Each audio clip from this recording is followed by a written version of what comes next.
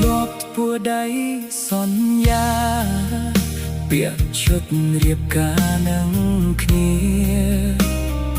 ចុងក្រោយអស់វេលាអស់សិតទៀមទាបាននៅក្បែរប្រាណស្រីសល់ត្រឹមពាក្យសំសាចាគេម្នាក់នោះមានឈ្មោះគឺ